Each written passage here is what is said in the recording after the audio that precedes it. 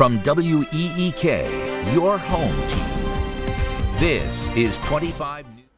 Good Saturday evening and thanks for joining us. I'm Caitlin Pearson filling in for Lauren tonight.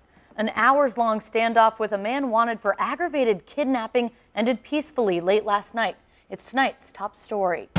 Illinois State Police and local law enforcement in McLean County were assisting a suburban Chicago police department in their investigation into the aggravated kidnapping. Illinois State Police say this standoff began around 7 p.m. last night and lasted for a number of hours. It started when the suspect's semi-tractor got stuck and his tires caught on fire on US 51 near County Road 100 North.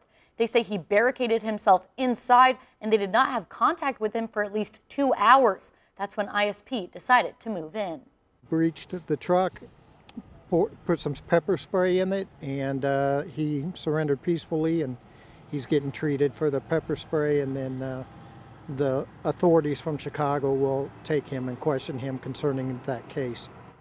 The identity of the suspect is not known at this time, and Illinois State Police had no further information on the kidnapping investigation. In local news tonight, Leigh Ann Toohey, the real-life mom who inspired the movie The Blind Side, was in Central Illinois. She was the guest speaker at an event hosted by the Salvation Army Women's Auxiliary in Peoria. Toohey, played by actress Sandra Bullock, adopted Michael Orr, who would go on to be drafted by the Baltimore Ravens in 2009.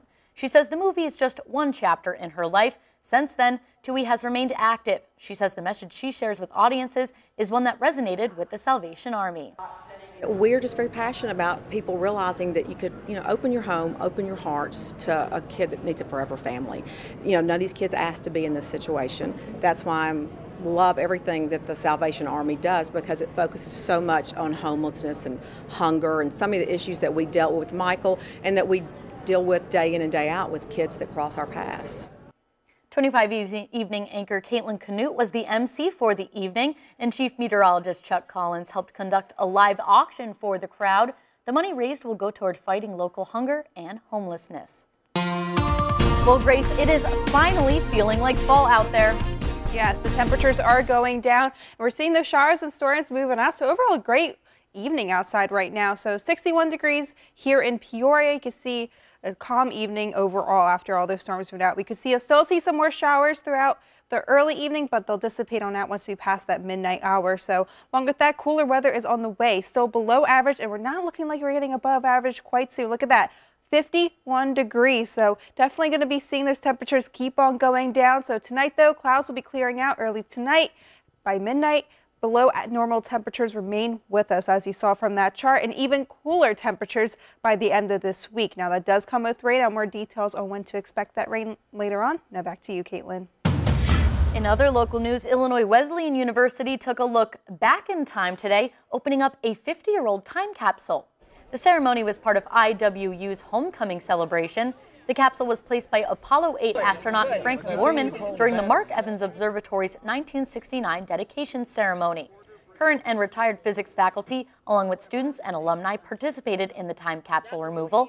Borman and his Apollo 8 crewmates, James Lovell and William Anders, were awarded honorary Illinois Wesleyan doctorates during the 1969 Founders Day convocation. Just kind of imagine, well, what would people from that time have tucked away that was important and significant to them?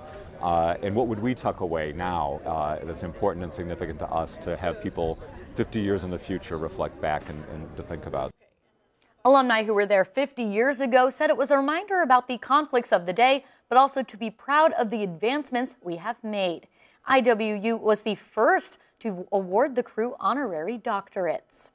For 25 years, the oldest cemetery in Bloomington has held Evergreen Cemetery Walk, a stroll through history with the characters coming to life. The tradition started as a way for the public to educate people, especially students, about the importance of preserving and respecting cemeteries. It was in direct response to vandalism at the cemetery then, and now it's a Bloomington tradition. To hear the stories of the very people who are buried there, like former Illinois Wesleyan President Oliver Munsell. The History Museum, along with the cemetery, puts this together.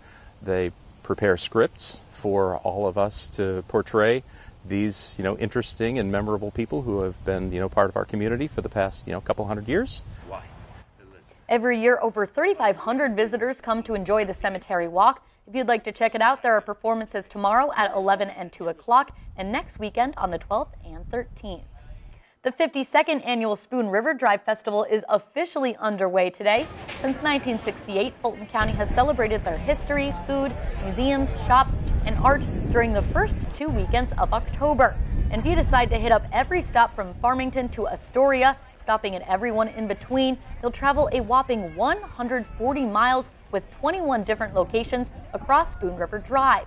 Full of crafts, antiques, food, and drink, there's something for the whole family. Bring people to Fulton County to see the beauty of the fall colors. While they're here, we encourage them to visit our locations, taste our wares. A lot of people like to eat their way along the Spoon River Drive. If you missed out today, no need to fret. The festival runs all day tomorrow and then next Saturday and Sunday as well. For a map of the drive, you can find that link on our website. Well, fall is finally here, and you know what that means. The zombies are coming out in full force at the Central Illinois' largest and longest running zombie walk. And while they may not be able to run, the zombies have been walking in Bloomington for 10 years.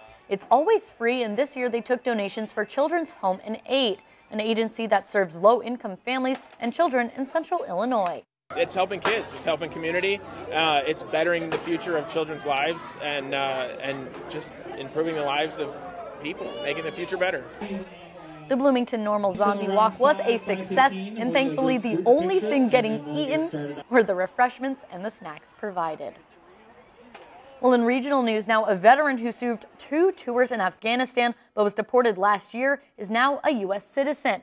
39-year-old Miguel Perez, who was deported to Mexico about 18 months ago, was in Chicago on a 2-week permit to attend a citizenship hearing, but his attorney says that on Friday around noon, they got a call from immigration officials asking how soon he could get to the office. Perez was naturalized at a sudden ceremony a short time later. So I was repeating how the ceremony goes, you repeat after them, but it was something that came from the heart and naturally because it's always been here. Like I always said, I fought for the country, I fought for the flag, and I fought for the Constitution. And today the Constitution responded by saying, welcome home. Perez lost his green card because of a federal drug conviction. He says he had a drug addiction that stemmed from PTSD. His application for citizenship was denied when he was deported to Mexico back in 2018, but Perez was granted clemency by Governor Pritzker. National news now, former Vice President Joe Biden launching a new ad against President Trump in 4 early primary states. It comes as the impeachment inquiry into the president intensifies. NBC's Chris Pallone has the latest.